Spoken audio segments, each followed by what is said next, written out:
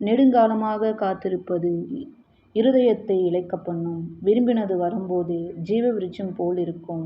அன்பானவர்களே, நீங்கள் நீண்ட நாட்களாக ஒரு பதிலுக்காகவும் ஆசீர்வாதத்திற்காகவும் வேலைக்காகவும் குடும்ப சமாதானத்திற்காகவும் கடன் விடுதலைக்காகவும் காத்திருக்கலாம். அந்த காத்திருப்பு உங்கள் இருதயத்தை சோர்வடைய செய்திருக்கலாம். ஆனால் தேவன் இன்று உங்களிடம் கூறுகிறார், உன் காத்திருப்பு வீணல்ல.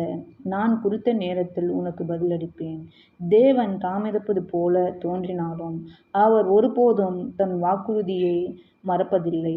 நீங்கள் விரும்பிய ஆசீர்வாதம் தேவனுடைய நேரத்தில் உங்கள் வாழ்க்கையில் வரும்போது அது ஜீவ விருட்சம் போல் மகிழ்ச்சியையும் புத்துணர்ச்சியையும் கொண்டு வரும். இன்று மனம் தளராதீர்கள். ஜெபத்தில் நிலைத்திருங்கள். விசுவாசத்தில் விடாதீர்கள்.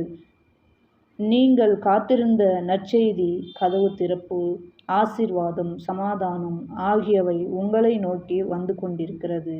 ஜெபம். கர்த்தாவே, நீண்ட நாட்களாக நான் காத்திருக்கிற காரியங்களை உமது கரங்களில் ஒப்படைக்கிறேன். என் இருதயத்தை பலப்படுத்தும். உமது நேரத்தை உமது ஆசீர்வாதத்தை காணும் கிருபையையும் எனக்கு தாரும். ஆமென்.